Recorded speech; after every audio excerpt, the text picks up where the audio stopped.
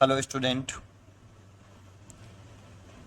Current electricity के MCQ class 12th, इसमें मैं आपको आज लगभग 10 क्वेश्चंस कराऊंगा विद सॉल्यूशन विद एक्सप्लेनेशन। इससे भी पहले मैं आपको 14 क्वेश्चन पार्ट 1 में करा चुका हूं। एक वीडियो में पहले भी बना चुका हूं एमसीक्यू की पार्ट 1 2021 के लिए, फर्स्ट टर्म के एग्जाम के लिए। तो शुरुआत करते हैं। आप पहले जब भी कोई क्वेश्चन पढ़ें तो उस क्वेश्चन को पहले आप अपने आप ट्राई करिए, वीडियो को पॉज करके, फिर उसके सॉल्यूशन को देखिए कि कैसे किया गया है। ठीक है, शुरुआत करते हैं क्वेश्चन नंबर 15 से। Current through the 5 ohm resistor, ये 10 ओम है, ये 10 ओम है और 5 ओम में करंट पूछ रहा है कितना करंट फ्लो करेगा। इसकी चॉइस दे रखी है 2 एम्पियर, 4 एम्पियर, 0 और 1 एम्पियर। तो देखो इसमें जो कंसेप्ट है वो है करंट का डिस्ट्रीब्यूशन कैसे करना चाहिए। आप करंट का डिस्ट्रीब्यूशन जब भी करें बस ये 4 पॉइंट ध्यान रखें। आप कैसे भी कर सकते हो करंट का डिस्ट्रीब्यूशन। फिर एक पॉइंट, जैसे एक सेल है, उसके पॉजिटिव टर्मिनल से जितनी करंट लीव करती है नेगेटिव टर्मिनल में उतनी ही करंट एंटर करनी चाहिए। एक करंट के डिस्ट्रीब्यूशन करते समय आप इन पॉइंटों का ध्यान रखें। 4 पॉइंट है। पहला ये। दूसरा, एक सिंगल वायर है जिसमें कोई जॉइंट नहीं है, कोई जॉइंट नहीं है बेटा, उसमें करंट एक ही सिंगल वायर में एक ही मैग्नीट्यूड की और सेम मैग्नीट्यूड की और सेम डायरेक्शन में करंट फ्लो कर सकती है। ये ठीक है, ये भी ठीक है। तीसरा, किसी एक सिंगल वायर में अपोजिट डायरेक्शन में दो करंट फ्लो नहीं कर सकते, इधर से आई जाए उधर से आई आए, ऐसा नहीं हो सकता। 4, एक सिंगल वायर में जिसमें कोई जॉइंट नहीं है उसमें एक ही वायर में डिफरेंट मैग्नीट्यूड की करंट फ्लो नहीं कर सकती सिंगल डायरेक्शन में, ये भी नहीं पॉसिबल है। बस करंट के डिस्ट्रीब्यूशन में ये पॉइंट ध्यान रखिए। अब जैसे आपका क्वेश्चन है, आपका क्वेश्चन नंबर 15 है, इसमें ये डायग्राम मैं बना लेता हूँ। इसने कुछ ऐसे डायग्राम बना रखा है। ये 10 वोल्ट की एक सेल लगा रखा है यहाँ, और बीच में एक रेजिस्टेंस लगा दिया है 5 ओम का, और इधर भी उसने एक 10 वोल्ट का एक सेल लगा रखा है ऐसे, और कह रहा है कि 5 ओम रजिस्टर में कितनी करंट फ्लो करेगी, ये क्वेश्चन है। ठीक है, तो देखो ये सेल अगर करंट निकाल रहा है, लेट कर लो I1, और ये सेल भी करंट निकाल रहा है, लेट कर लो I2। तो ये करंट ऐसे गई, ये करंट इधर आई। देखो ये जंक्शन आ गया। आप ये मत कहना कि सर आपने कहा था कि अपोजिट डायरेक्शन में करंट फ्लो नहीं करती, यहाँ जंक्शन है, जॉइंट है, मैंने कहा था जॉइंट ना हो। और देखो यहाँ जंक्शन है, जॉइंट आ गया, यहाँ पे तीसरा वायर मीट कर रहा है। यहाँ पे देखो जंक्शन किसे कहते हैं, जिसमें एक पॉइंट पर जब कम से कम 3 वायर मीट करें। तो देखो 1, 2 और ये तीसरा, तो इधर से ये करंट I1 आ रही है, इधर से I2 आ रही है, तो ये दोनों मीट करके इधर चली जाएंगे ना बेटा, है ना। अगर ये सिंगल वायर होता है ऐसे, देखो ऐसे ऐसे अगर मैं बनाता ऐसे, और एक सेल बना लेता मैं यहाँ पे ऐसे ऐसे, तो ये एक सिंगल वायर होता, इधर से करंट आ रही है और एक इधर से करंट आ रही है ऐसे, ये I2 और ये I1। ये पॉसिबल नहीं होता क्योंकि अब जंक्शन नहीं है यहाँ पर मीट करने के लिए, इधर की तरफ जाने के लिए कोई इस पर पाथ नहीं है भाई। इधर की तरफ कोई पाथ नहीं होगा तो एक सिंगल डायरेक्शन, ये दो एक ही वायर में दो डायरेक्शन हो गई, ये पॉसिबल नहीं होता। लेकिन इसके पास तो पाथ है, यहाँ से I1 आएगा, इधर से I2, यहाँ पे मीट करेंगे, दोनों मीट करके इधर चले जाएंगे। जैसे इसे I3 लेट कर लूँ, तो देखो किरचॉफ्स फर्स्ट लॉ होता है, इस जगह पर लगाएंगे तो जंक्शन के टूवर्ड्स आने वाली करंट्स और जंक्शन से अवे जाने वाली करंट का सम इक्वल होता है, या किसी जंक्शन पर मीट करने वाली ऑल करंट का एलजेब्रिक सम 0 होता है। तो आप ये किरचॉफ्स लॉ लगाते हो तो I1 plus I2 minus I3 is equal to 0। So I1 plus I2 is equal to I3। ये I3 की जो वैल्यू होगी वो I1 प्लस I2 होगी। अब यहाँ आके करंट अगेन डिवाइड होगा, इसके पॉजिटिव टर्म से करंट कितना निकला है I2, तो कितने ही एंटर करना चाहिए I2, और इधर इसके पॉजिटिव टर्म से कितनी करंट लीव किया I1, तो इसमें कितना ही एंटर करना चाहिए I1। तो सबसे इंपॉर्टेंट होता है करंट का डिस्ट्रीब्यूशन। आपको समझ में आया होगा। अब क्या करना है, आपको 5 ओम में कितनी करंट है, that means I1 plus I2 ये निकालना है। तो आप किरचॉफ्स लॉ अप्लाई कर लो बेटा इसके लिए। तो किरचॉफ्स लॉ अप्लाई कर लोगे, सबसे ईजी होता है किरचॉफ्स लॉ लगा के नहीं आराम से निकालना। जब भी करंट निकालनी हो तो जैसे इस वाले लूप में भी लगा सकते हो, इसमें भी किरचॉफ्स लॉ लगा सकते हो। मैं इस वाले लूप में लगा देता हूँ, है ना, ABCD में। तो क्लोज लूप किस में लगा रहे हैं, ABCDA इसमें लगा रहे हैं। ए से चलना शुरू कर देते हैं तो वी ए लिख लेते हैं। करंट के डायरेक्शन में चल रहे हैं, यहाँ से यहाँ तक चले, यहाँ करंट की डायरेक्शन में चल रहे हैं इसीलिए माइनस आएगा। Current into resistance I1 plus I2, resistance कितना है 5, यहाँ तक आ गए और यहाँ आके सेल के नेगेटिव टर्मिनल से पॉजिटिव टर्मिनल चल रहे हैं तो प्लस आता है 10 वोल्ट, और ए पॉइंट पर वापस आके स्टॉप किया तो is equal to V A, तो वी ए से वी ए कैंसिल हो गया, ये हो गया माइनस के 5I1 प्लस I2 प्लस का 10 इज इक्वल टू 0। बहुत से लोग जो है जीरो लगा के रूल करते हैं, मैं ऐसे करता हूँ, ठीक है। आप इसको इधर ले जाओ तो 5I1 plus I2 is equal to 10, इसको आप इधर ले आइए तो I1 प्लस I2 की जगह पे आप लिख सकते हो I3, सो 5I3 मतलब I3 इज इक्वल टू कितना आ जाएगा 10/5, दैट मीन्स 2 एम्पियर। तो इसमें कितनी करंट आ जाएगी 2 एम्पियर। मेरा मकसद जो है केवल क्वेश्चन को सॉल्व करना नहीं है, आपको समझाना है, और एक क्वेश्चन नहीं है, इस टाइप के क्वेश्चन अगर आते हैं तो वो सब क्लियर करना है ना। केवल एक क्वेश्चन को करता मैं तो वो बहुत जल्दी कर देता फास्ट, है ना, उसे समझ में नहीं आता बेटा।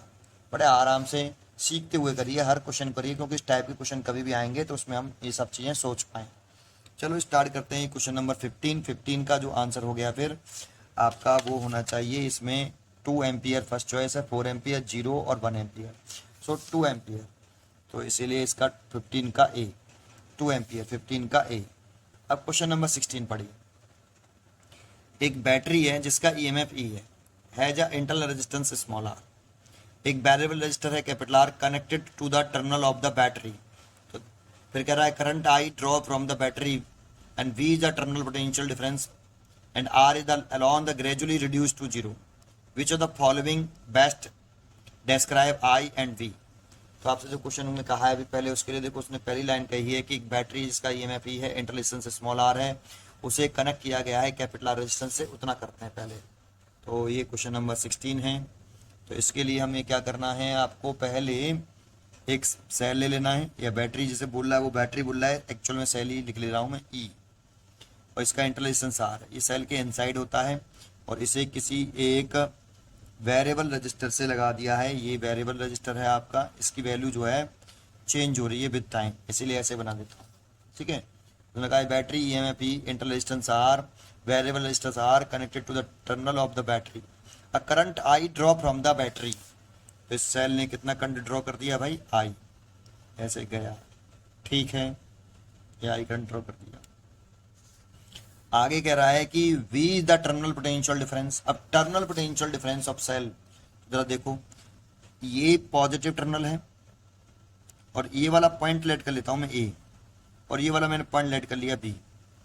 तो मैं लेट करता हूँ V का नेम क्या है पहले, तो V का नाम होता है, कभी भी V लिखते हैं तो पोटेंशियल डिफरेंस होता है बिटवीन पॉइंट्स A, 2 पॉइंट्स का होता है, पॉइंट्स A एंड B, हमेशा पोटेंशियल डिफरेंस ऑलवेज 2 पॉइंट्स का, VA माइनस के, और इसे आप लिख सकते हो ऐसे VA माइनस VB। अब इसका दूसरा नेम देखें तो देखो, इसका जो पॉजिटिव टर्मिनल है बैटरी का जो पॉजिटिव टर्मिनल है वो डायरेक्टली A से कनेक्टेड है, और नेगेटिव टर्मिनल डायरेक्टली B से कनेक्टेड। डायरेक्टली का मतलब क्या है, इसके बीच में कोई अदर एलिमेंट नहीं आना चाहिए, है ना सर, ये आर आ गया अदर एलिमेंट, ये सेल के इनसाइड होता है, इसीलिए ये पॉजिटिव टर्मिनल डायरेक्टली A से है सेल का, और नेगेटिव टर्मिनल डायरेक्टली B से है, इसीलिए इस पोटेंशियल डिफरेंस को हम टर्मिनल पोटेंशियल डिफरेंस बोलते हैं, क्योंकि सेल के टर्मिनल जो हैं वो डायरेक्टली पॉइंट A और B से कनेक्टेड हैं, इसीलिए terminal potential difference of cell E। और इस V का ही नाम terminal potential difference of cell है, तो terminal potential difference of cell का आपने फॉर्मूला पढ़ा होगा, V is equal to E minus I are.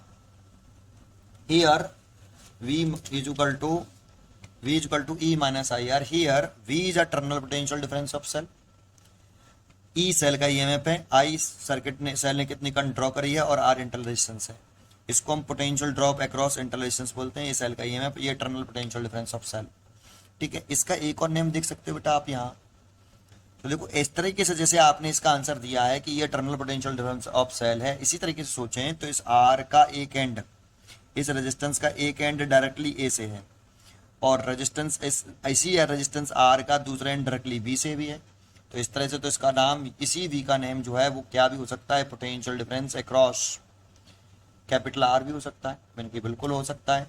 तो अगर ये इसका नाम इस वी का नाम पोटेंशियल डिफरेंस अक्रॉस आर है तो इसकी वैल्यू कितनी लिख सकते हो आप, वी बराबर आई इंटू आर। क्योंकि भाई इस वी का नाम पोटेंशियल डिफरेंस अक्रॉस आर है, तो पोटेंशियल डिफरेंस अक्रॉस आर लिखते हैं तो इसमें कितनी करंट फ्लो कर रही है, आई, और रेजिस्टेंस कितना है इसका आर, तो आई इंटू आर लिख सकते हो। ठीक है, फिर आगे पे कह रहा है, जरा ध्यान दीजिए, if R alone gradually reduce to zero, अगर हम आर को घटा घटा के कितना करते हैं, जीरो करते हैं, तो इस आर की वैल्यू कितनी कर दी उसने, जीरो कर दी है। तो आपसे पूछ रहा है कि which of the following best describe and I and B, तो आई और बी के लिए बेस्ट डिस्क्राइब पूछ रहा है। तो देखो अगर आर की वैल्यू तुम जीरो कर दोगे तो वी की वैल्यू, तो इफ अगर आपकी आर की वैल्यू अगर जीरो हो जाएगी तो यहाँ से देखें तो वी की वैल्यू तो जीरो आ जाएगी ऐसे, तो वी तो जीरो होगा पक्का, आर जीरो होने पर वी जीरो हो जाएगा। लेकिन करंट के बारे में पूछ रहा है तो ये तो वी की वैल्यू अगर मैं ये वाली वैल्यू यहाँ पे पुट कर दूं, क्योंकि वी टर्नल, ये वाला वी जो है, ये वाला वी जो है वो terminal potential difference of cell भी है, और यही वाला V potential difference across R भी है। तो इसीलिए अगर इन दोनों को इक्वल कर दिया जाए तो ये आई आर है वी की जगह पे। देखो इसी वी का नाम terminal potential difference of cell और इसी वी का नाम पोटेंशियल डिफरेंस अक्रॉस आर, तो इक्वल होंगे। तो आप पुट कर दीजिए, यहाँ लिख सकते हैं तो ई माइनस के आई आर, आई को इधर ले आए तो आई, देखो इसको इधर लेके आएंगे तो आई कॉमन ले सकते हो, R plus small R is equal to E, तो आई इज इक्वल टू आ जाएगा E over R plus R, ऐसे ये तो आ गया। और इसमें अगर हम देखें तो इफ अगर आर अगर जीरो रख दें इसमें तो आई की जो वैल्यू आएगी वो ई बाई स्मॉल आर होगी, ये देखो। तो अगर आर जीरो रखें तो वी तो जीरो आएगा, और अगर आर जीरो रखें तो आई ई अपॉन आर आएगा। ठीक है, तो इसके लिए चॉइस देख लेते हैं। कह रहा है कि आई अप्रोच जीरो, तो आई अप्रोच जीरो तो नहीं है, आई तो कितना आ रहा है आपका, आई कितना आ रहा है, ई बाई स्मॉल आर, तो ये तो चॉइस सही नहीं है, आई अप्रोच जीरो वाली। I approaches E by R, तो ई बाई आर ही आ रहा है, E by R. V approaches zero, तो वी अप्रोच जीरो, तो वी जीरो आ रहा है, तो यही चॉइस सही है। इसमें ई के बराबर कह रहा है, इसमें वी, तो वी तो आर आवर जीरो होने पर वी जीरो है, और आर आवर जीरो होने पर आई ई वाई आर है, इसीलिए इसका कौन सी चॉइस सही होगी, बी। तो 16 का जो है बी वाला चॉइस करेक्ट होगी, 16 की जो चॉइस करेक्ट होगी वो बी वाली होगी। समझ में आया आपको? ठीक है, ये क्वेश्चन नंबर आपका 16 का बी हो गया। आगे देखते हैं अगला क्वेश्चन। 17 क्वेश्चन जो है कुछ इसी से रिलेटेड है बेटा। 17 क्वेश्चन जो है वो कुछ यही है क्वेश्चन, एक सेल है तो ठीक है, इसी क्वेश्चन को इसी डायग्राम से काम चला लेते हैं। इसी क्वेश्चन को देखते हैं बेटा। एक सेल है जिसका ईएमएफ ई है, इंटर रेजिस्टेंस स्मॉल आर है, connected across the variable resistance capital R. तो बिल्कुल यही है, सेल का ईएमएफ ई है, इंटर रेजिस्टेंस स्मॉल आर है, वेरिएबल रेजिस्टेंस से कनेक्टेड है। The graph of terminal potential difference that means V में और टर्मिनल कैपिटल आर में ग्राफ पूछ रहा है। तो अब बच्चे सोचते हैं कि सर अगर यही है तो देखो वी की वैल्यू तो आपने ये निकाली है और ग्राफ पूछ रहा है इस वी में और कैपिटल आर में, तो बच्चों को ऐसा लगता है कि वी और आर में डायरेक्ट रिलेशन है। यानी तो कभी भी डायरेक्टली रिलेशन तब लिखते हैं जब इसमें जो इसके साथ तीसरा फैक्टर है आई, जैसे आप सोच रहे होंगे कि वी और आर में डायरेक्ट रिलेशन है तो स्ट्रेट लाइन हो जाएगा ग्राफ, तो आपको ऐसा लग रहा होगा कि इसका ग्राफ जो है डी चॉइस सही होगी, जबकि ऐसा नहीं है। क्यों नहीं है सर? तो देखो कभी भी कोई प्रोपोर्शनल टर्म लगाते हैं तो ये तभी लगाते हैं जब इसके साथ जो तीसरा फैक्टर है जैसे आई, ये कांस्टेंट होना चाहिए। अगर आई कांस्टेंट है तो ये रिलेशन सही है, अगर आई कांस्टेंट है तो ये रिलेशन सही है, अदरवाइज सही नहीं है। तो क्या यहाँ आई कांस्टेंट है? तो क्या हमें ग्राफ किसके बिटवीन बनाना है? पहली बात तो हमें सोचना है कि हमें ग्राफ किसके बिटवीन बनाना है। तो ग्राफ हमें बनाना है इसमें ग्राफ बनाना है रेजिस्टेंस कैपिटल आर में और टर्मिनल पोटेंशियल डिफरेंस बी में। तो अगर आर कांस्टेंट कैसे हो सकता है? आर तो वेरिएबल है यहाँ पे बेटा, क्योंकि यहाँ पे आर जीरो, फिर इधर की तरफ चलेंगे तो आर बढ़ता जाएगा, तो आर वेरिएबल है। अब जरा सोचो अगर आर वेरिएबल है, यहाँ पे देखो ये आर अगर वेरिएबल है, चेंज हो रहा है, तो आई क्या होगा? चेंज या कांस्टेंट। अगर आप आर बढ़ाते जाओगे तो आई घटता जाएगा, आर बढ़ाओगे तो करंट घटेगा। तो आप ये नहीं कह सकते ये जो टर्म है ये वाला ये कांस्टेंट है, और ये कांस्टेंट नहीं है इसीलिए ये रिलेशन बनेगा ही नहीं, और इसीलिए स्ट्रेट लाइन नहीं आएगा। ठीक है, तो फिर हमें क्या करना चाहिए भाई? तो हमें ये करना चाहिए कि हमें आई की वैल्यू इस वाली जगह पर पुट कर देनी चाहिए। देखो आई वेरिएबल है ना, तो इस जगह पर हम आई की ये वाली वैल्यू, इस जगह पर आई की ये वाली वैल्यू पुट कर देते हैं, तो उससे क्या होगा? आई वेरिएबल है वो हट जाएगा, तो v इज इक्वल टू आई की जगह पर हम लिख सकते हैं e over r plus small r multiplied by capital R। और इस रिजल्ट को हम ऐसे लिख सकते हैं, देखो इसमें अब एक आर यहाँ पे भी, एक आर यहाँ पे, तो डिसाइड कैसे हुआ कि इस वाले आर से डिसाइड करूँ, इससे डिसाइड करूँ, वी के में क्या चेंज आ रहा है। तो इस आर को नीचे ले आओ आप, E over R plus small r divided by capital R, ऐसे लिख सकते हैं। और इसको लिख सकते हो आप ई ओवर, एक बार इसके नीचे एक बार इसके नीचे, तो 1 plus small r over capital R. ये देखो भी, जानते हो फॉर अ गिवन सेल के लिए, फॉर अ गिवन सेल के लिए ईएमएफ और इंटरनल रेजिस्टेंस, ये इंटरनल रेजिस्टेंस वैसे तो समय के साथ इंक्रीज होता है, लेकिन फॉर इंस्टेंट टाइम की बात कर रहे हैं, एक दिन में नहीं बढ़ता है, कई सालों लग जाते हैं बढ़ने में, इसको इंक्रीज होने में। तो इसको कांस्टेंट मान सकते हो आप बेटा, इसको फॉर अ गिवन सेल के लिए कांस्टेंट मान सकते हो। और इस सेल का जो ईएमएफ होता है ना, वो इंडिपेंडेंट होता है किससे, इंडिपेंडेंट होता है आपका कैपिटल आर से। तो कैपिटल आर बढ़ाने से, कैपिटल आर बढ़ाने से आपका ईएमएफ पे कोई इफेक्ट नहीं पड़ने वाला, तो कांस्टेंट टर्म है। तो देखो यहाँ पर अब ये सारे टर्म कांस्टेंट है, केवल कैपिटल आर बदलेंगे तो वी चेंज होगा। जबकि इस वाले से बच्चे सोचते हैं कि इससे डायग्राम बना लूँ, वी बराबर आई आर से, वी और आर के बीच में ग्राफ बनाना है तो डायरेक्ट रिलेशन है, स्ट्रेट लाइन बना दूँ। तो इसमें क्यों नहीं बना सकते, क्योंकि डायरेक्टली रिलेशन लिखते हैं तो ये वाला टर्म कांस्टेंट होना चाहिए तब लिख सकते हो, जबकि यहाँ आई कांस्टेंट नहीं है। तो यही प्रॉब्लम है। तो इस आई को वैल्यू पुट करके जो वेरिएबल टर्म है उसको उठाइए सबसे पहले, है ना, कर दिया। फिर उसके बाद क्या करना है, फिर उसके बाद आपको बस केवल यहाँ पे करना, देखो आर इस जगह पर आर कितना है, इस जगह पर, तो इस जगह पर आर 0, क्योंकि आर ऐसे बढ़ रहा है और ऐसे वी बढ़ रहा है, तो यहाँ पर वी भी 0 है। तो इस जगह पर आर अगर 0 है तो वी की वैल्यू देख लेता हूँ कितनी है, इस जगह पर आर की वैल्यू जब होने पर वी की वैल्यू कितनी है। तो वी की वैल्यू निकाली मैंने, तो E over 1 plus small r by 0, तो V is equal to E over, है ना, E over 1 plus infinite, that means E over infinite और इज इक्वल टू 0। तो देखो r बराबर 0 होने पर, r की वैल्यू 0 होने पर v की वैल्यू कितनी आई, 0। तो यही पॉइंट हो गया, यहीं r 0 है, यहाँ पर v भी 0 है, ठीक है। अगर हम इसमें r की वैल्यू स्मॉल r रख दें, इसको बढ़ाएं 0 से बढ़ा के, इस r को वेरिएबल रेजिस्टेंस है ये r, तो इस r को 0 से बढ़ा के मैंने कितना कर दिया, स्मॉल r के बराबर कर लेता हूँ। फिर देखता हूँ v की वैल्यू कितनी आती है। तो v की वैल्यू फिर देखी तो e वैल्यू पुट करिए इस जगह पर, है ना, इस जगह पे पुट करना वैल्यू, तो 1 plus small r over small r, capital R की वैल्यू स्मॉल आर पुट कर दी, तो ई बाई 2 हो जाएगा। तो देखो 0 से बढ़ के ई एम एफ वी कितना हो गया, ई बाई 2 हो गया है। अगर ऐसे बढ़ाते जाएं और आर की वैल्यू कितनी रखते हैं, इनफाइनाइट, इसी फॉर्मूले में अगर आर की वैल्यू हम इनफाइनाइट पुट कर दें तो उस वाले केस में वी कितना आएगा, फिर ई इज इक्वल टू, इसी फॉर्मूले में पुट कर रहे हैं 1 plus small r divided by infinity, तो E 1 plus 0 is equal to E. तो आर बराबर इन्फिनिटी होने पर वी कितना आ रहा है, ई, ये देखो। तो आर इन्फिनिटी होने पर आ रहा है ना, तो एक बार बताओ लेट कर लेते हैं कि यहाँ पर वी की वैल्यू कितनी है, ई। तो इस जगह पर वी की वैल्यू ई है, तो इस जगह पर वी की वैल्यू कितनी होगी, इसकी आधी कर लो तो ये ई बाई 2 होगी। तो इसका ग्राफ हम ऐसे बनाते हैं बेटा, ऐसे, और यहाँ आके इस ई के, इस वाली लाइन के जो ई वाला वैल्यू है ना, इसके इसको पैरेलल कर देना है, पैरेलल कर देना है बेटा, मिलाना नहीं है। सर मिलाना क्यों नहीं है, क्योंकि एक बात बताओ, अगर आप मिला दोगे, सोचो अगर आपने इस ग्राफ को यहाँ पे मिला दिया, ये भाई यहाँ पे ये ई है, ये ई की वैल्यू, ये वी की वैल्यू ई के बराबर है यहाँ पर, और आपने इसको ऐसे आके नहीं यहाँ पे मिला दिया ऐसे, और मिला दोगे तो भाई वी की वैल्यू तो ई हो गई, यहाँ पर वी की वैल्यू कितनी है, तो वी की वैल्यू ई हो गई।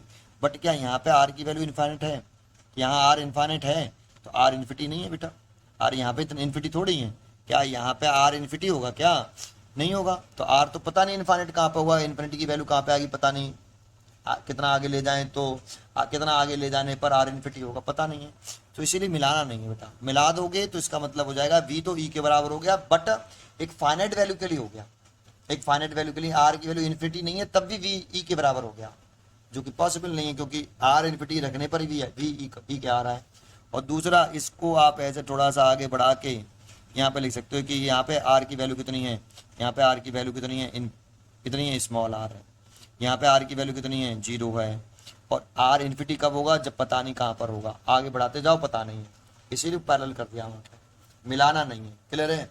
अच्छा अब देखो इसमें आर जैसे जैसे बढ़ा रहा हूँ तो वी बढ़ रहा है ना, ये भी इंपॉर्टेंट है, देखो ये वाला तो V और R, ऐसा तो ग्राफ है ही नहीं है, ऐसा है नहीं है। देखो R बढ़ाने पर, इसमें R बढ़ाने पर V क्या हो रहा था, बढ़ रहा था, जबकि इसमें देखो इसमें R बढ़ाने पर V घट रहा है, तो ये भी नहीं है, ये तो है ही नहीं है, यही चॉइस बनती है।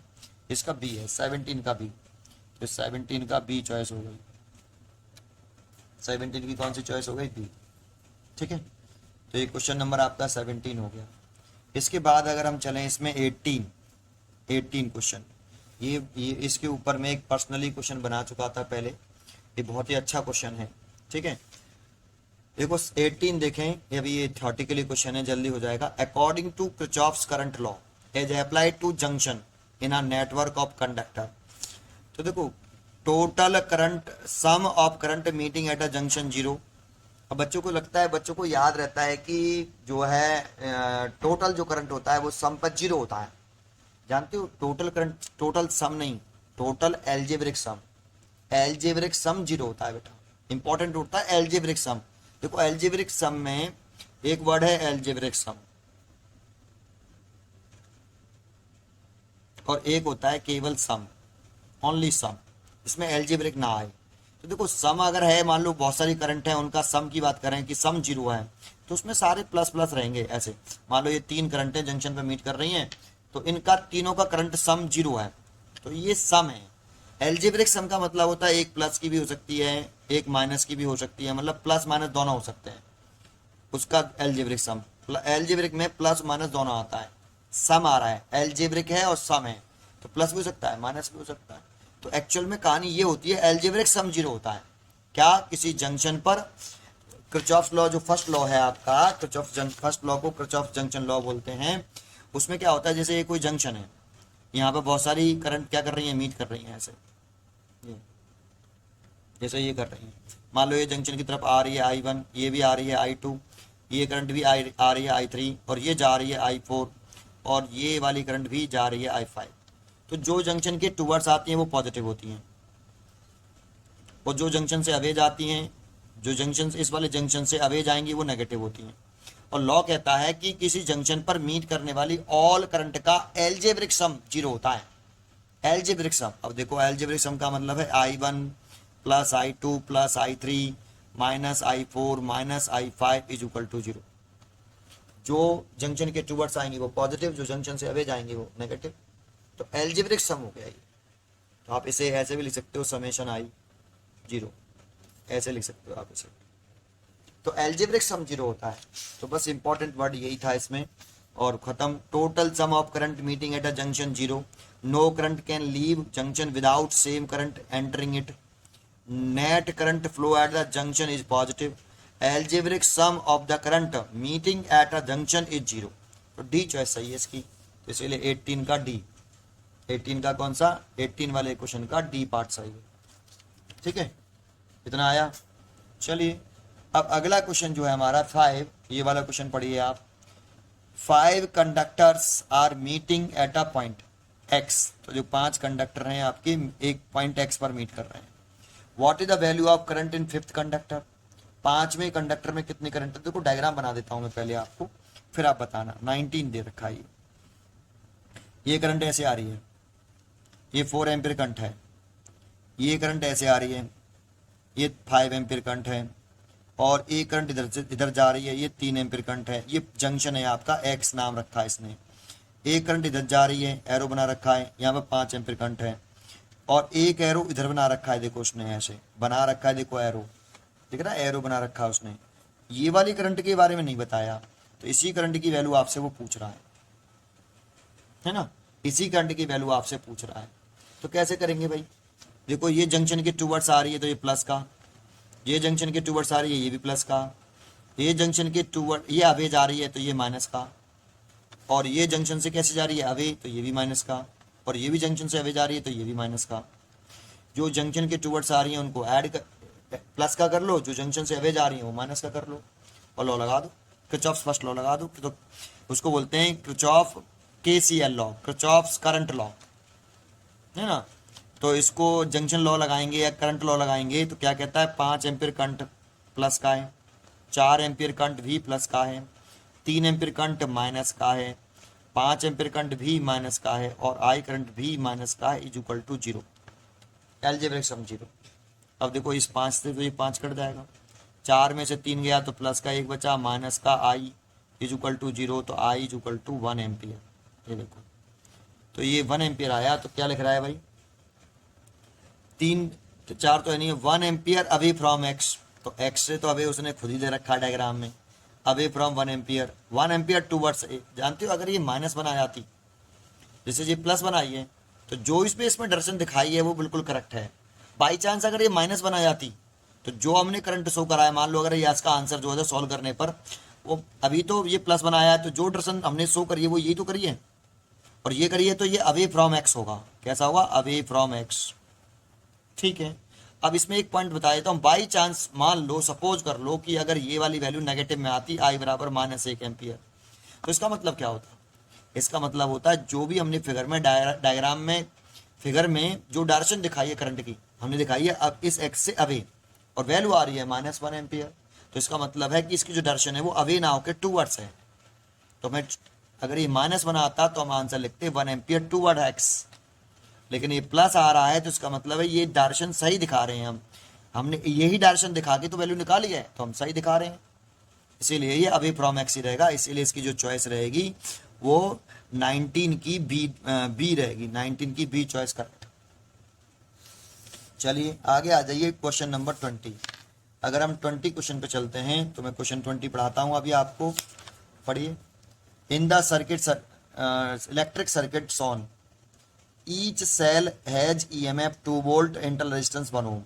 इसमें 3 सेल बने हुए हैं, 1 2 3, और सबके ईएमएफ 2 वोल्ट है और इंटरनल रेजिस्टेंस ईच का 1 है।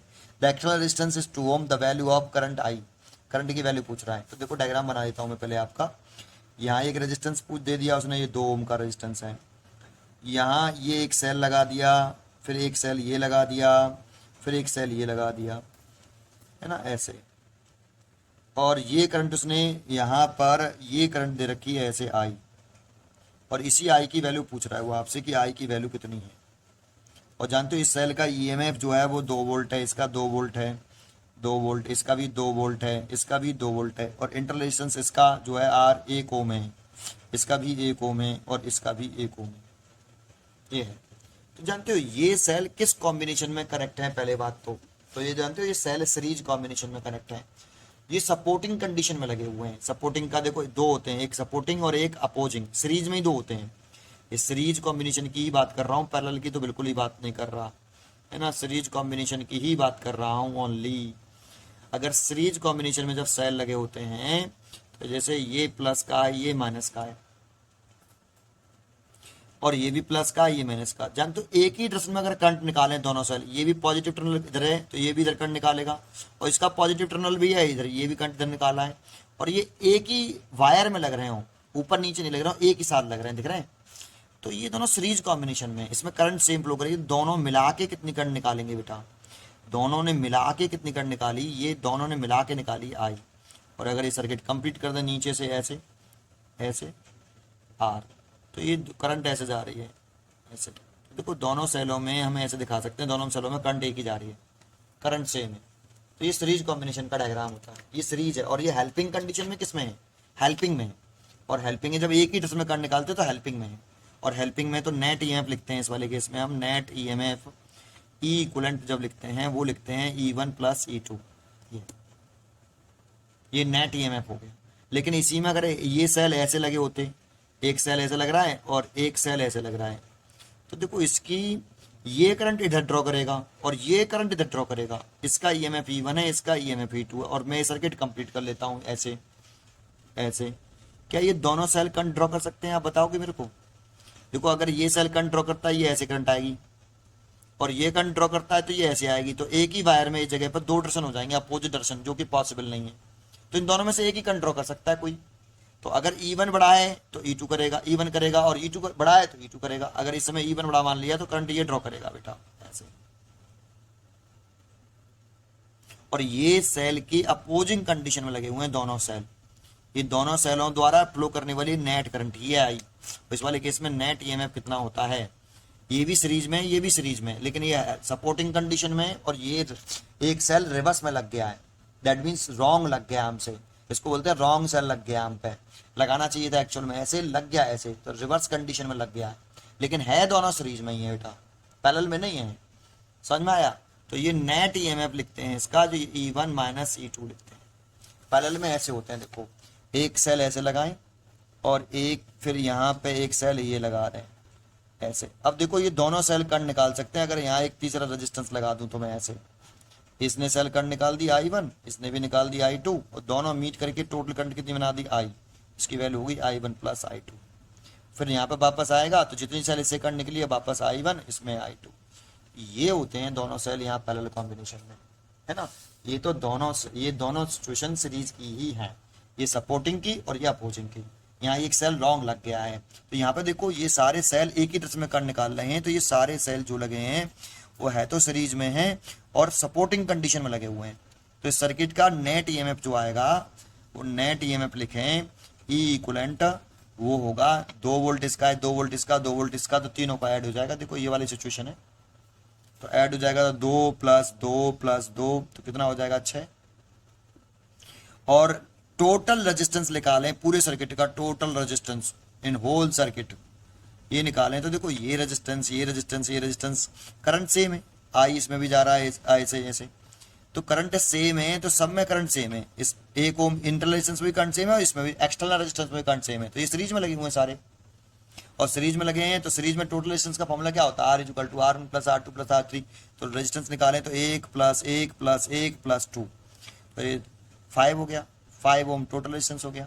और आई जा टोटल करंट, तो टोटल करंट का फॉर्मूला क्या होता है, तो total current I equal to आप लिख सकते हो total EMF over total resistance, ये है ना। और टोटल ईएमएफ लिखो तो आप 6 वोल्ट है और ये 5 है, तो ये आ गया 1.2 एम्पियर। तो कितनी करंट निकल रही है, 1.2 एम्पियर है। या आप किरचॉफ्स लॉ से भी कर सकते थे, इस वाले पॉइंट से चलना स्टार्ट कर दो और पूरे सर्किट में ऐसे घूम जाओ, एक ही बार में करंट निकल आएगा आपका। आई किरचॉफ्स लॉ से करना चाहो तो उसमें कोई सेलों के कॉम्बिनेशन की हमें कोई जरूरत नहीं पड़ेगी, सीधा सीधा हो जाएगा किरचॉफ्स लॉ से एक ही बार में, ठीक है। चलिए, इसीलिए इसकी जो चॉइस हो गई, इसका 1.2 एम्पियर आया, तो इसका आंसर हो गया डी। तो 20 का जो है आपका 20 का जो है आंसर है डी, ठीक है। इसमें अगर हम चलते हैं 21 क्वेश्चन की तरफ, तो 21 क्वेश्चन आप रीड करिए पहले कि 21 क्वेश्चन क्या है। कह रहा है consider the first 2 cell in series shown figure, the potential difference between A and C of the combination each. A और सी के अक्रॉस पूछ रहा है कितना होगा पोटेंशियल डिफरेंस। तो देखो यहाँ पहले मैं आपको ये 2 डायग्राम बना देता हूँ, ये वाला डायग्राम बना लेते हैं। तो ये डायग्राम उसने ऐसे दे रखा है, एक सेल है यहाँ पे, इसका ईएमएफ E1 है और इसका इंटरलेशंस R1 है। यहाँ एक पॉइंट बना रखा है B और यहाँ पॉइंट बना रखा है A। ऐसे ही ये सेल दूसरा है और ये इसका पॉजिटिव टर्मिनल है, ये पॉजिटिव ये नेगेटिव, इसका ईएमएफ E2 है और ये इंटरलेशंस R2 है, और यहाँ आपका एक पॉइंट दे रखा है C। अब देखो उसने पूछा है कि potential difference between the terminal A and C of the combination, combination का पूछा है, ए और सी का पूछा, ए और ये रहा सी ये रहा। तो आपसे पूछा तो ये गया है देखो भाई कि V A minus V C पूछा गया, इसका नाम है potential difference between points A and C, points A and C, ये आपसे पूछा गया। तो जरा इसका कंसेप्ट समझ लो, है ना। पहले अगर एक सेल होता है, जैसे ये एक सेल है और ये सेल करंट ड्रॉ कर रहा है, इंपॉर्टेंट है, करंट ड्रॉ कर रहा है ना, ये ऐसे। तो इस सेल के एक पॉइंट मैंने यहाँ बना दिया, एक पॉइंट यहाँ बना दिया और यहाँ लिख दिया V। तो V क्या चीज़ है यहाँ पे, V is a terminal potential difference, और पोटेंशियल डिफरेंस हमेशा 2 पॉइंट्स का होता है। तो पोटेंशियल डिफरेंस आप इसका नाम लिख सकते हो potential difference between points A and B। और ये देखो इसको मैंने यहाँ से लेके यहीं तक तो दिखाया ऐसे, तो ए और बी का पोटेंशियल डिफरेंस एक्चुअल में ये, दैट मीन्स ये वी ए माइनस बी भी लिख सकते हो आप इसे, ठीक है। अब जरा इसका दूसरा नेम देखो, तो ये देखो ये पॉजिटिव टर्मिनल है, डायरेक्टली किसे कनेक्टेड है, ए से। डायरेक्टली कनेक्टेड का मतलब है इसमें कोई बीच में एलिमेंट नहीं आना चाहिए, कोई रेजिस्टेंस नहीं आना चाहिए, कोई अंदर सेल नहीं आना चाहिए, कोई कैपेसिटर नहीं आना चाहिए, है ना। और नेगेटिव टर्मिनल डायरेक्टली बी से है, सर रेजिस्टेंस आ गया बीच में, ये सेल के अंदर होता है यार, ये इंटरलेशन जो होता है वो सेल के अंदर होता है, इसीलिए बीच में नहीं आया। तो पॉजिटिव टर्मिनल डायरेक्टली ए से और नेगेटिव टर्मिनल डायरेक्टली बी से, तो इसीलिए इसका नाम लिख सकते हो आप terminal potential difference of cell E, और इसका फॉर्मूला होता है, अगर ये terminal potential difference of cell है तो इसका फॉर्मूला होता है वी बराबर ई माइनस आई आर। अब ये किस सेल का टर्मिनल पोटेंशियल डिफरेंस है? ई का, तो ई का ही ईएमएफ आएगा, है ना, और ई का ही करंट आएगा, और ई का ही इंटर रेजिस्टेंस आएगा। इस सेल का टर्मिनल पोटेंशियल डिफरेंस, सारी चीजें इसी की आएंगी, फॉर्मूला ये होता है, बस खत्म। अब देखो यहाँ ये ए और बी है, ए और बी पूछा तो ए और सी का उसने, है ना। आप इस बी की जगह पे जानते हो क्या लिख सकते हो?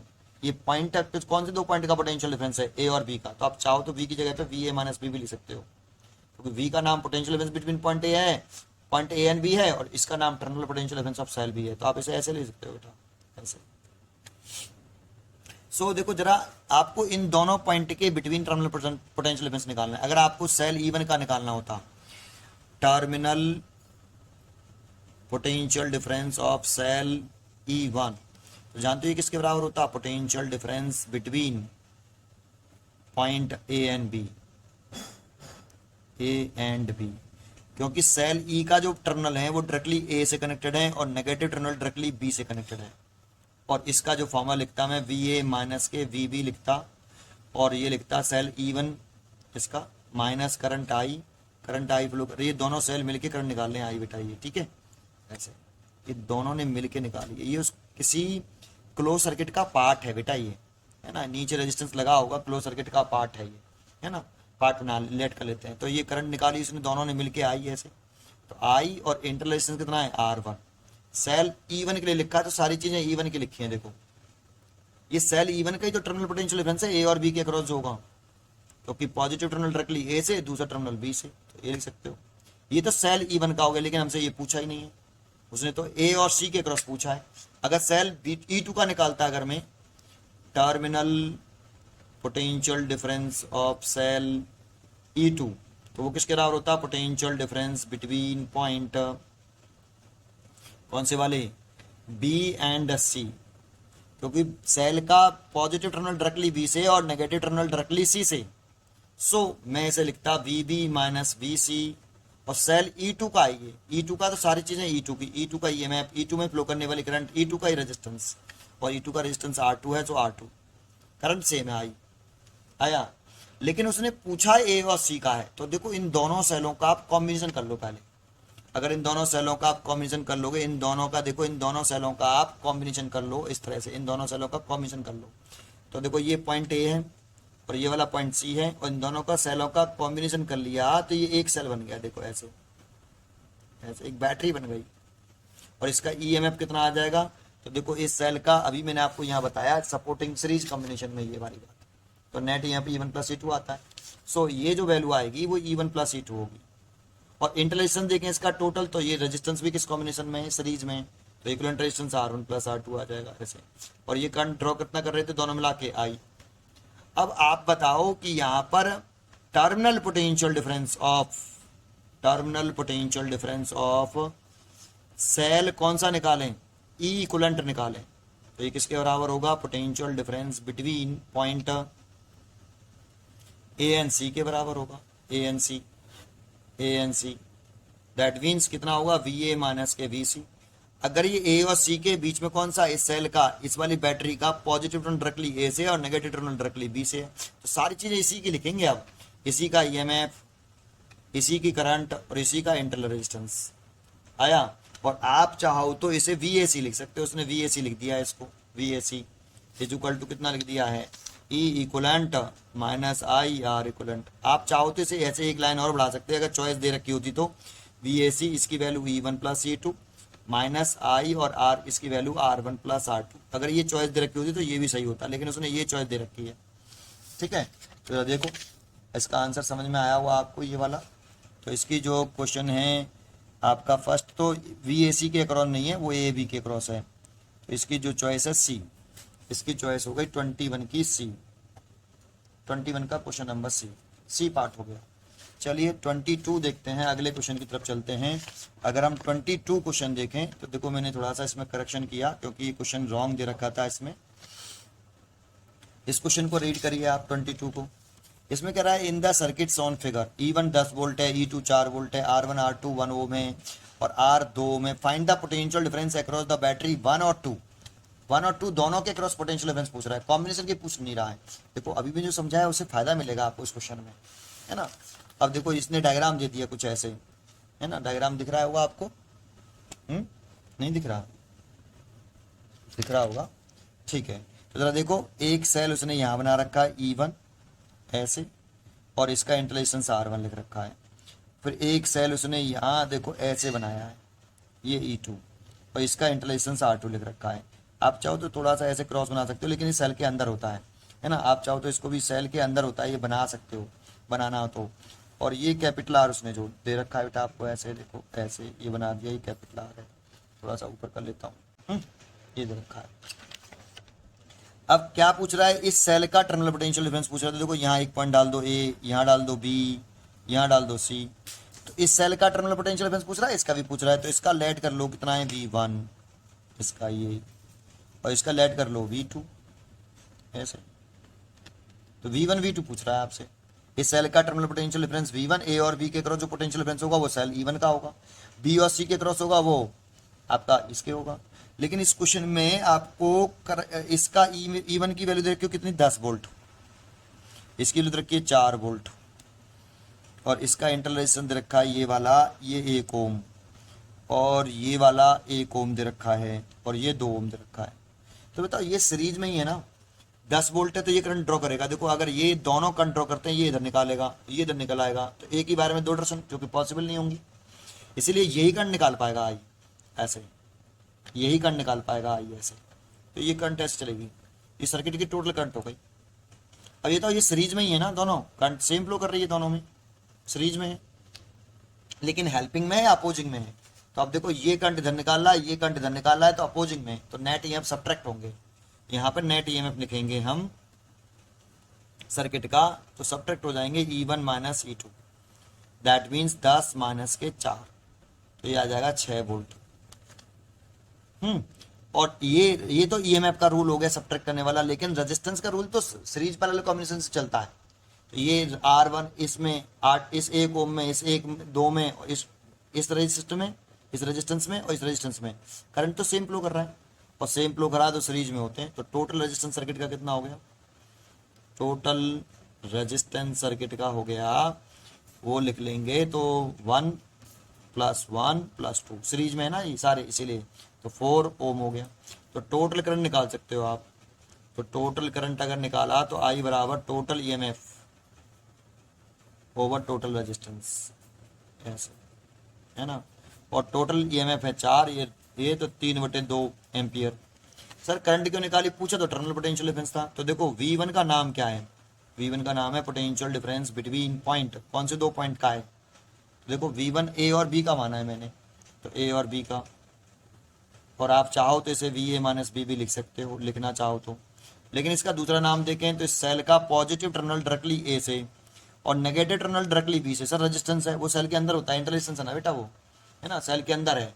तो यही टर्मिनल पोटेंशियल डिफरेंस है ऑफ सेल का, terminal potential difference of cell E1, और यही आपसे पूछ रहा है बेटा।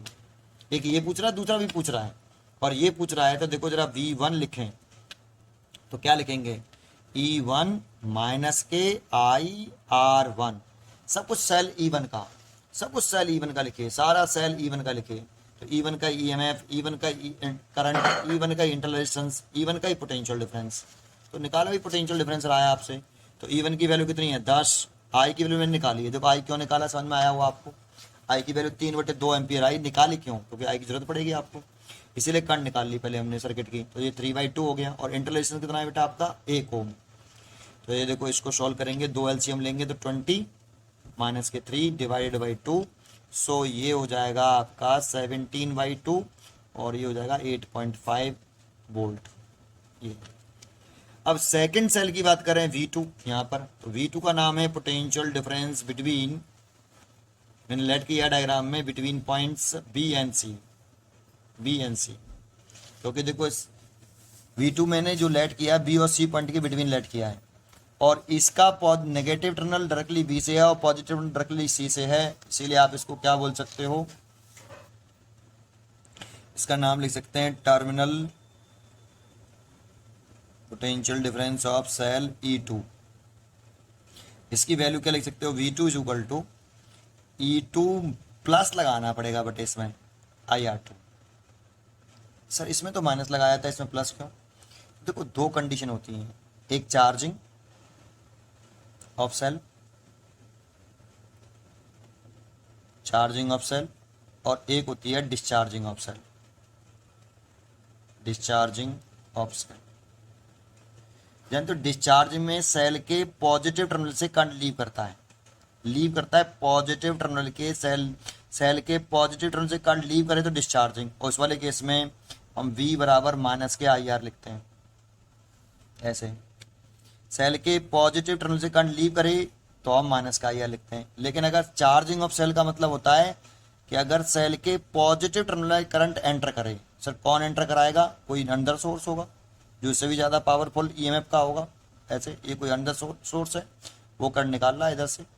तो इस वाले केस में इसका जो टर्मिनल पोटेंशियल डिफरेंस होगा, अगर पॉजिटिव टर्मिनल करंट एंटर करती है तो V is equal to I plus R होगा। तो डिस्चार्जिंग वाले केस में V EMF से कम होता है और चार्जिंग वाले केस में V E से बड़ा होता है, इसलिए प्लस आएगा। जरा देखो इस डायग्राम में, देखो यहाँ से सेल करंट ड्रॉ कर रहा है ये वाला, तो इसलिए माइनस लगाया। लेकिन ये करंट ऐसे आ रही थी, ऐसे ऐसे ऐसे और ऐसे, और यहाँ एंटर कर रही है, तो यहाँ पॉजिटिव टर्मिनल करंट एंटर कर रही है, तो ये चार्जिंग ऑफ सेल है। तो ये कंसेप्ट हुआ यहाँ पे, तो इसीलिए प्लस आएगा। और E2 की वैल्यू कितनी होगी? E2 की वैल्यू होगी आपकी 4 वोल्ट, है ना। E2 की वैल्यू 4 वोल्ट है, तो 4 वोल्ट लिख देंगे। E2 की वैल्यू 4 वोल्ट दे रखी है आपको। I की वैल्यू तो ये 3/2 एम्पियर ही आई है, तो I2 की वैल्यू 3/2 एम्पियर ही लिख देंगे। और R2 की वैल्यू कितनी है आपकी? 1 ओम है। R2 की वैल्यू 1 ओम है, तो 1 ओम ही लिख देंगे। तो ऐड करेंगे तो ये 8 और 7 11 3 11/2, तो दैट मीन्स 5.5 वोल्ट। ये इसीलिए इसका एक आंसर आया 8.5 वोल्ट और दूसरा आया 5.5 वोल्ट। अब ये चॉइस देख लेते हैं कौन सी चॉइस सही है। तो 8.5 और 5.5 वोल्ट रेस्पेक्टिवली, इसकी ए चॉइस सही है, तो A22 का ए हो गया। अब बच्चे सोचते हैं इतना बड़ा करेंगे, अरे कौन कह रहा है यार, ये तुम नेम लिखो सबके, डायरेक्ट फॉर्मूला लगाओ ना, ये वाला और ये वाला, है ना। बस आपको माल होना चाहिए, मैं तो आपको सिखाने की कोशिश कर रहा हूँ यार, है ना। V1 is equal to E1 minus IR1, V2 बराबर E2 प्लस IR2। आपको माल मोल मैं तो आपको समझा रहा हूँ डिटेल में कि आपको क्या करना है। जानते हो एक क्वेश्चन सीखोगे तो इस टाइप के 4 क्वेश्चन और कर पाओगे, है ना। इसीलिए आपको पहले सीख लीजिए पॉइंट कैसे कर सोचते हैं, क्लियर है। चलिए फिर उसे शॉर्ट कर दीजिए, आपको डायरेक्ट करना है डायरेक्ट कर दीजिए फटाफट, देख के नहीं। तो भाई यहाँ पर अपोजिट पोलरिटी जुड़ी हुई हैं, तो EMF सब्ट्रैक्ट कर देंगे, टोटल रेजिस्टेंस सीरीज कॉम्बिनेशन में ऐड कर लेंगे, टोटल करंट निकाल लेंगे, डायरेक्ट लिख दो इनको, क्लियर है। चलिए लास्ट क्वेश्चन है इसका 23, लास्ट क्वेश्चन 23, ये क्वेश्चन लास्ट है। ये मिक्स्ड ग्रुपिंग ऑफ सेल का क्वेश्चन है, करंट इलेक्ट्रिसिटी में मिक्स ग्रुपिंग ऑफ सेल में आता है। आपने मिक्स ग्रुपिंग ऑफ सेल पढ़ा हो तो उसका क्वेश्चन है। 12 सेल है, each EMF 1.5 volt, inter resistance 0.5 ohm, arrange in M row और containing N cell connected in series. उसने क्या कहा है, 12 सेल हैं, तो एक रो में उसने कितने सेल लगाए हैं? N लगाए हैं, सीरीज में लगाए, 1 2 ये 3 and dead dead dead dash ये N, ये पहला सेल लगाया, ये दूसरा सेल लगाया, ये तीसरा सेल लगाया और ये Nवां सेल लगाया, एक रो हो गई। ऐसी कितनी रो बनाई है भाई? ऐसी उसने M रो बनाई है, 1 2 3 डेड डेड डैश ये N, एक 2 रो गई। ऐसी तीसरी रो गई है 1 2 3 एंड डेड डेड डैश ये आपकी तीसरी। ऐसे ही कितनी बनाई है? डेड डैश लगा रहा हूँ, देखो डेड डैश बना रहा हूँ। अब डेड डैश मतलब ऐसी कई रो बनाई है उसने, इसमें भी N सेल लगाए, 1 2 3 and dead dead dash N, और ये N M भी रो, और इसको किसी एक्सटर्नल रेजिस्टेंस से उसने जोड़ लिया है, ऐसे ये एक्सटर्नल रेजिस्टेंस से जोड़ लिया है, ऐसे, है ना। तो ये कह रहा है कि इसमें 12 सेल हैं, तो देखो एक रो में N सेल, इसमें भी N सेल, इसमें भी N सेल, इसमें भी N सेल, ये फर्स्ट रो, ये सेकंड रो, ये थर्ड रो और ये M भी रो, है ना। तो इसमें N क्या है? Number of cell, number of cell in each row, each row, ये तो ये है। और M क्या है? इसमें नंबर ऑफ रो दे रखे हैं। तो एक बताओ, उसने कहा है कि 12 सेल है पूरे सर्किट में, और 12 सेल है पूरे सर्किट में। आप जो सोचो अगर 12 सेल ही हैं, 12 सेल ही हैं सर्किट में, तो यहाँ हम लिख सकते हैं, यहाँ लिख सकते हैं total cell, number of cell, number of cell in whole circuit, पूरे सर्किट में वो कितने होंगे, एम एन होंगे। अब जैसे सोचो इसमें 10 सेल लगाए होते, इसमें भी 10, इसमें भी 10, इसमें भी 10, और 4 रो बनाई होती 1 2 3 4, तो कितने सेल हो जाते टोटल, एक में, एक रो में 10 सेल, दूसरे में भी 10 10 10 10 इंटू 4 तो 40, तो 40 हो जाएंगे, तो मल्टीप्लाई करके तो आया एम इंटू एन। तो इसमें उसने ये दे रखे हैं 12 सेल, टोटल सेल 12 सेल दे रखे हैं उसने, है ना। तो टोटल सेल तो 12 सेल दे रखे हैं, और ईच सेल का ईएमएफ उसने जो दे रखा है ई, ईच सेल का है वो 1.5, सभी सेलों का है 1.5, और सभी इंटर रेजिस्टेंस दे रखा है सभी सेलों का वो 0.5 दे रखा है, 0.5, और जो एक्सटर्नल रेजिस्टेंस लगाया है इसने ये वाला, ये 1.5 दे रखा है। पूछा क्या है, पूछा है कि calculate the value of N N M for which the combination would send maximum current through the external resistance. इसमें कितनी करंट, मैक्सिमम करंट पूछ रहा है, जिससे ये मैक्सिमम करंट नहीं पूछ रहा है, किस कंडीशन में जोड़ें जिससे इसमें मैक्सिमम करंट जाए। इन सेलों का कॉम्बिनेशन किस तरह से करें, किस तरह से अरेंज करें, एक रो में कितने सेल लगाएं, एक रो में कितने सेल लगाएं और कितनी रो बनाएं जिससे करंट मैक्सिमम हो जाए। तो इसकी कंडीशन आपने पढ़ी होगी कि इफ आई अगर सर्किट में मैक्सिमम चाहते हो तो ये कंडीशन होती है बेटा, मिक्स ग्रुपिंग में जाके, तो इसके लिए कंडीशन होती है कि एक्सटर्नल रेजिस्टेंस और पूरे सर्किट का टोटल इंटरनल रेजिस्टेंस, ये तो एक्सटर्नल रेजिस्टेंस है, इस पूरे सर्किट का टोटल इंटरनल रेजिस्टेंस होता है एन आर बाई एम। ये चीज क्या है यहाँ पे, आर इक्वलेंट है, ये इंटरनल रेजिस्टेंस है N R by M, mix grouping में पढ़ा हुआ आपने। अगर ये दोनों इक्वल होते हैं, अगर ये एक्सटर्नल रेजिस्टेंस और सर्किट का टोटल इंटर रेजिस्टेंस इक्वल होता है तब करंट मैक्सिमम होती है। तो बस ये कंडीशन लगा दो, आर की वैल्यू दे रखी है उसने 1.5 ओम, तो आर की वैल्यू 1.5 दे रखी है, इन एन की पता नहीं है, स्मॉल आर की वैल्यू दे रखी है उसने 1.5 ओम, तो 0.5 एम लिख दो, और एम पता नहीं है, तो यहाँ से देखो पॉइंट इससे कट जाएगा ये 3 बार, तो एन इज इक्वल टू आ जाएगा, एन की वैल्यू आ जाएगी, इससे सॉल्व करने इससे कट गया 3 बार, तो एन बराबर आ गया 3 एम। और ये वाली वैल्यू अगर तुम इसमें डाल दोगे, देखो इस इक्वेशन में फर्स्ट वाली में कि M into N is equal to 12 है, एन की वैल्यू लिख दोगे 3 एम, एन की वैल्यू 3 एम, और 1 एम पहले से है, एम इज इक्वल टू 12, तो ये से कट गया 4 बार, तो M square is equal to 4, तो एम बराबर आ गया 2, और एन की वैल्यू निकालनी है, रख दो, तो 3 इंटू 2 कितना आ जाएगा 6। तो जानते हो एक रो में उसे कितने सेल लगाने चाहिए, 6 सेल लगाने चाहिए, और कितनी रो बनानी चाहिए, 2 रो बनानी चाहिए। अब जब सोचो एक रो में 6 सेल लगाएगा और 2 रो बनाएगा ओनली, तो कितने सेल हो जाएंगे टोटल, 12, तो 12 तो सेल रखे हैं आपको, इसलिए आंसर हो गया एन बराबर 6 और एम बराबर 2। तो 23 का जो चॉइस हो गई वो ए हो गई, 23 की ए चॉइस हो गई। तो आपको ये क्वेश्चन कैसे लगे, इससे आगे के क्वेश्चंस मैं आपको नेक्स्ट पार्ट में बताऊंगा। थैंक यू, पढ़ते रहिए और खुश रहिए।